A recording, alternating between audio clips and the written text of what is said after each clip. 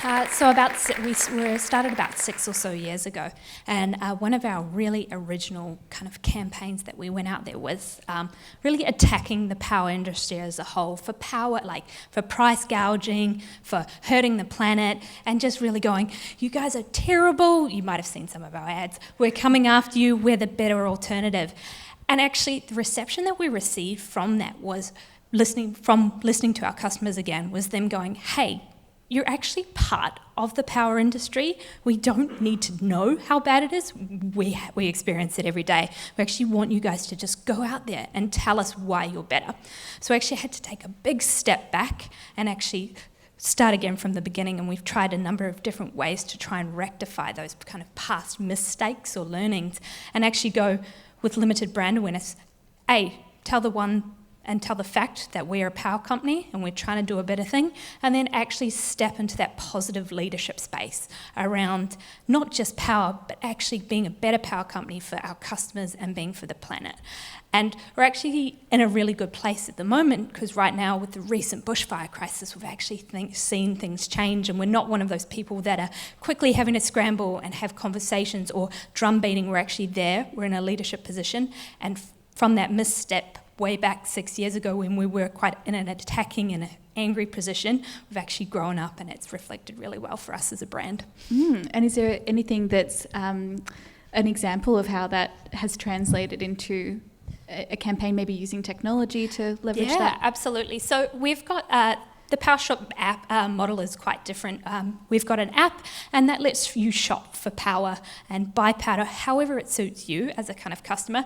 At the really base level, it kind of just allows you to see your day-to-day household energy usage, and that's really quite simple, because we hope that customers want to use less for the power. So for instance, I can tell when my partner gets home and turns that air conditioning off for my cat, and the power decreases for the day.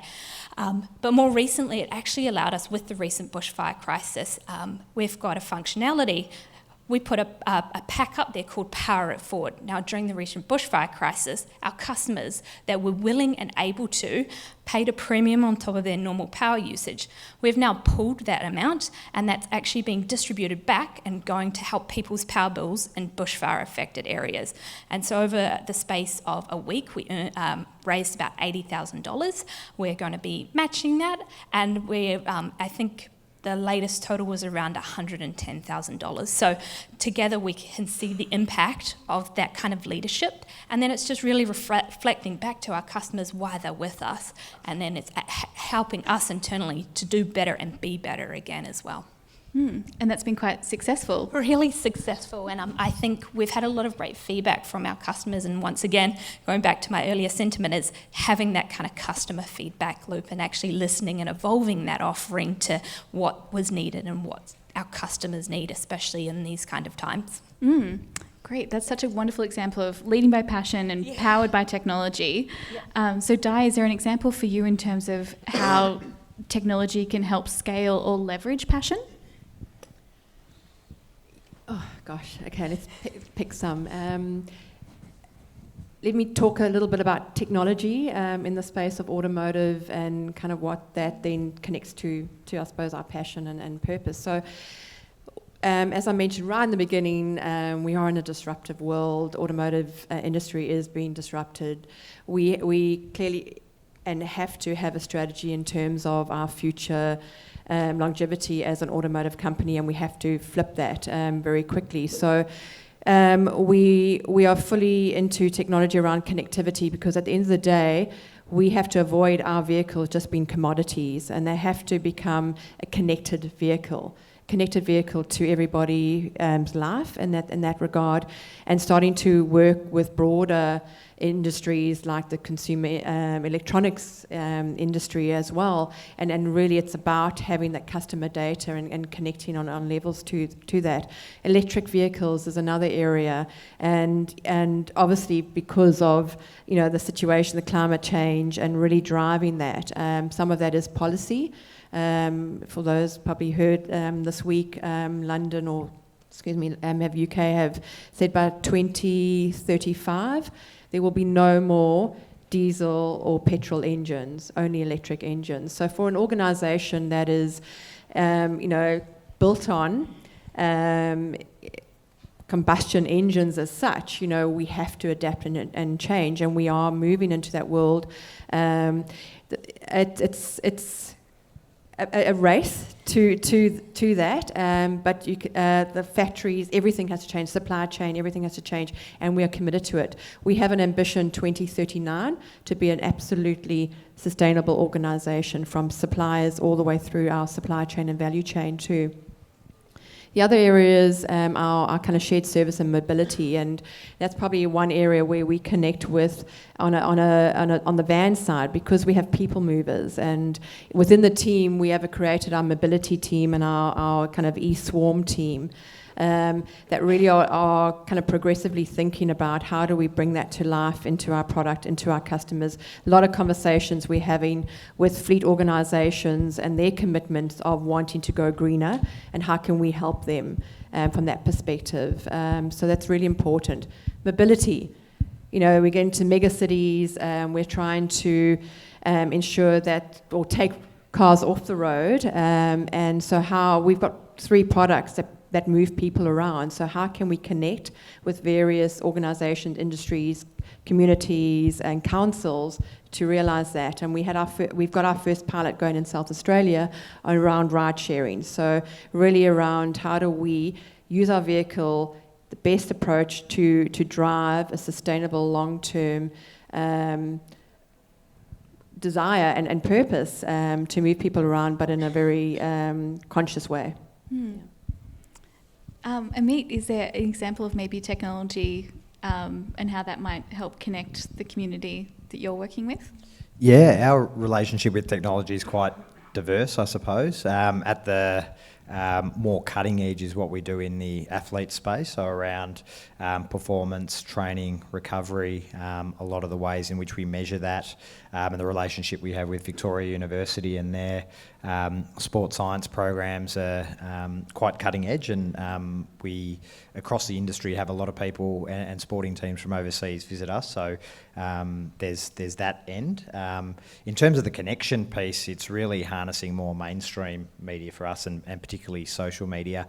I think the challenge for sporting clubs and organisations is to remain relevant as well. If you think anyone sitting in the room, and particularly younger folk and kids, I've got a 9-year-old and a 7-year-old, the competition for their attention is enormous, and it's finding ways in which you can connect better with them, and I think a lot of that, a lot of that is really connecting through new platforms. Much to my daughter's elation, I finally succumbed and opened a TikTok account over the summer break. Haven't posted, don't intend to post, but the AFL and all of the clubs now are really creating a lot of content through platforms like TikTok, as well as your traditional social media platforms as well, as a way of really connecting and having that cut through as well. And I think we find that even with a product, and it might be true of a number of people in the room, the percentage growth in the number of people that are accessing matches now, men's or women's, on tablets or mobile devices is growing exponentially. So I think the whole way in which we now produce our content, market, advertise, the value that we try and give back through our partners in the more commercial sense is all being reframed at the moment. So it's an interesting journey. Mm. Michelle, is there any exciting sort of technology and passion combos happening at Powershop? There always is. So we're obviously always trying to be better in everything that we're doing, and so we're constantly needing to evolve and adapt. There's obviously a lot of work going into the space around solar. How can we be more accessible in the solar space for renters and people that might not be able to afford solar? There are so many different examples, and one thing that I'm really excited and really passionate to work on is virtual power plants. Now that sounds completely confusing, but when the evolution of solar and batteries start to happen, we can pull all of that energy and all of those resources. And so when the grid is under strain, so that's the energy grid goes under strain, we can actually harness as a community our own power and our own power sources and put it back to the grid in its times of needs. And so Powershop is continuously evolving and adapting to use those kind of technology and those sources that we have. But then we've also got to be really careful that we're not just doing technology for technology's sake, and it actually has to build on the needs of the customer. So we're only ever updating our app when we have the need and the reflection for it. So when making sure that it is at the base level, just providing them and their needs and what they need it for. That's a really good point, Michelle, about not just providing technology for technology's sake. How do you all get feedback from what the community or the customer needs or desires from you? I'm happy to start. I touched on it earlier before. So ours is really NPS. Every single day we send an email to either 200 or 500 customers and we ask, would you refer Powershop to a friend or family? And then we ask them why. And then we get a response, and that sits in the middle of the office. And so we have a rolling ticker of those kind of comments from our customers for everybody. And we often encourage everybody to go and stand there, whether they're from our commercial team or our finance team, and that's where innovations happen. Another kind of key thing that we do is we make everybody go on our social media channels. So whether that's from the CEO down to our customer service reps, everybody has a turn on social media, so don't go abusing it. You don't know who you might be abusing, FYI. But that really gets out, the senior management, all the leaders of our business, and right down to the customer service. We're actually right there. We're hearing what our customers want and what they need there and then, and that really sparks that innovation mindset. And once again, we're all trying to be better and be part of our kind of customers' conversations. Great example. Ameet, do you get direct feedback quite frequently? Yeah, I think it's very similar. Social media obviously gives everyone an opportunity to provide that feedback and quite easily, but we tend to get it in all forms. It's not very difficult to guess email addresses of most organisations, so depending on how things have transpired on a weekend, you might get emails, but similarly around social media, I suppose, if you're picking up on themes with some of the feedback, good or bad, that's taken very seriously. And if there are issues that have been identified, we, and not alone, but in the last couple of years, AFL clubs have now moved a lot of the membership products onto the app. So you're not issued with a membership card per se, it's just all on your app and you can just access everything through your phone. So if anything arises that's problematic with that, we get feedback pretty quickly, and when it's translating into things that are at the core of our connection with our fans, i.e. attending games, they're things that are seized upon very quickly. When do you know when to listen to feedback and take it on, and when to actually hold true to your purpose? If it is a time of change and you're actually trying to maybe regenerate some kind of message or meaning, purpose, when's the time to hold your ground or when to be malleable? I've got a roundabout answer to that kind of question. It's a roundabout question. So we've obviously got a really strong purpose, but everything we do, we run it past a filter that we call the mum test. And so we take a lot of the feedback on board, but what we actually do is we run it through the mum test. So if it's not something that we'd want to tell our mum about or would make our mum proud on a day-to-day basis, then we're not going to do it. And that's something that we use to assess most things on. Now, working in the marketing space, my poor mother has to see every piece of creative or every ad that we have going out the door. So she understands more about the electricity industry than the average person, but she's a really good judge of character around what we're doing and how we're doing it. And I encourage everybody to go and ask their mums, tell them what you did today and ask them, are they proud of you? And that's a really good way of assessing kind of customer feedback as well, because a lot of stuff on the internet and on social media, mums would not be proud of that. So it's a really good filter that we have to kind of assess whether it's worth it and worth going ahead with. Does Mercedes-Benz vans have a mum test? Our mum test is our network, our dealer networks, our retailers who actually at the face, at the cold face of our out there, and they definitely are vocal, and we certainly appreciate the feedback. Yes, we need to edit some of that, but they definitely are mum factor. On the other side, I also have direct fleet, so naturally that is very, very direct. The minute there's something of a challenge with a fleet customer, we hear about it because that is downtime or whatever, and that costs them money. It costs them a second or 2 seconds or 3 seconds or 5 minutes. It's costing them money. So that is a very responsive and very reactive feedback we get from them.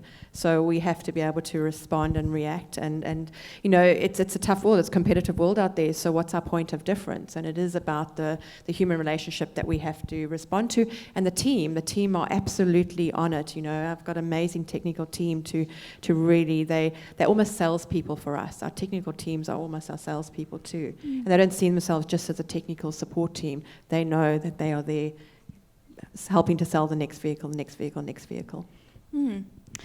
You've all shared such interesting dynamic examples of how technology and passion is intersecting. So I will just do another prompt that if you have a specific question or want to hear more about the mum test perhaps, do feel free to send through a question to Slido.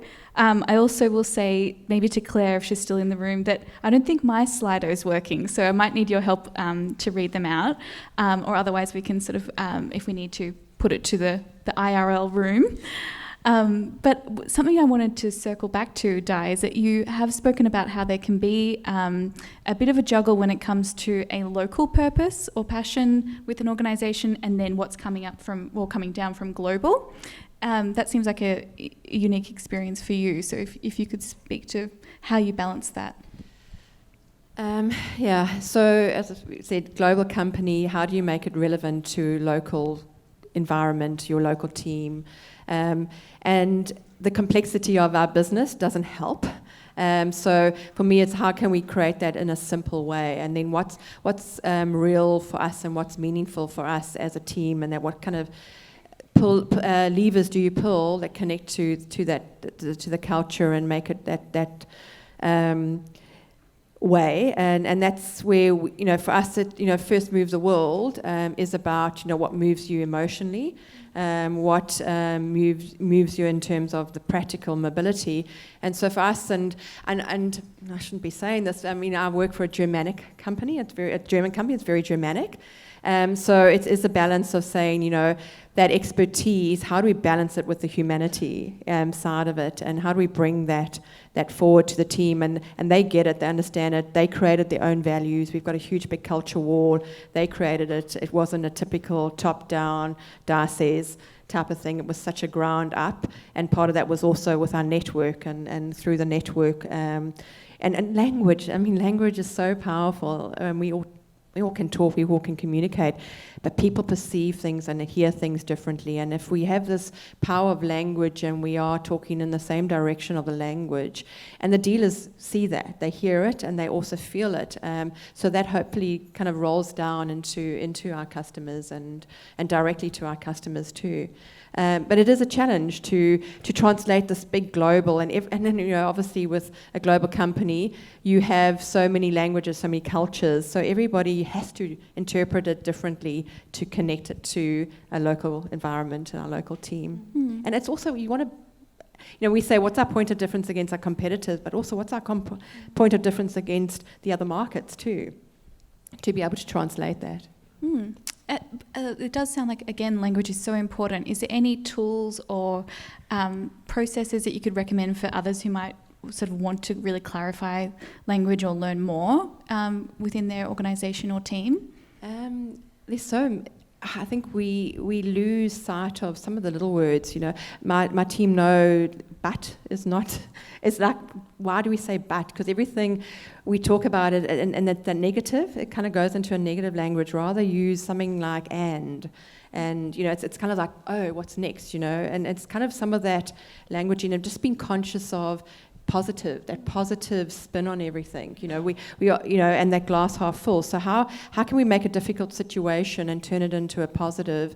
And you can turn it into just your your voice, your languaging, your energy, that type of thing, from that perspective. Because I can sit here and I can talk to you like this if I want to, or I can talk to you, it's like just really that positivity to come through that really kind of can flip things. Sounds like improv classes would be good for every organisation to the yes and. Ameet, you also have to juggle a bit of a difference in maybe purposes or passions in terms of being the organisation but also the sporting club at once. Is that tricky to balance at times? Oh yeah, it can be. It can be. I think at the end of the day, the pressure that we still come under the most is to do with our performance. We can be, as clubs, complimented and lauded for some of the other activity that we do, and that we want to do and will continue to do regardless. But ultimately, most of the pressure comes back on the organisation if you're not performing well from a football perspective. So I think that can be a balance at times in terms of even internally when you're talking around purpose and priority and what should hold sway. We're pretty fortunate, as I said, in terms of the process that we underwent to define and re-articulate our current purpose, but there are still those pressure points around, is it the best thing to do to have our players attend a certain event that has a lot of significant community benefit, but if they've got a game the next day, for example, when we know that the performance is paramount and still drives a lot of the organisation. So it's an ongoing challenge, but I think that the way in which we seek to address that is to be quite proactive with how we manage any of those potential conflicts and certainly how we manage calendars in that specific example. But it's something that you need to think about regularly, I suppose, to avoid the real pressure points. What does that look like day to day then? Is there a particular framework for making those decisions, or how do you kind of handle that from almost an admin perspective in terms of making sure that is dealt with? The football part of the program is the most rigid, particularly in season, because everything's referred back to when the game is on a particular weekend. So the training schedule that leads into that is very prescriptive. So it's, I suppose, how we work around that. And we know, say, from a player's perspective, they get a day off during the week every week, and you know what that day is. So it's a real question of trying to fit things in and around that as well. But ultimately, it's like anything in an organisation, depending on what you're trying to champion, you need those internal advocates as well. So for us, when it comes back to, say, some of the community aspects we've spoken about today, we've got sort of 6 or 7 players, male and female players, who are really strong advocates of what we do, and that really helps in some of that program, because they're the ones that are then really challenging the peers and coaches about the importance of doing some of these events, regardless of what else might be going on.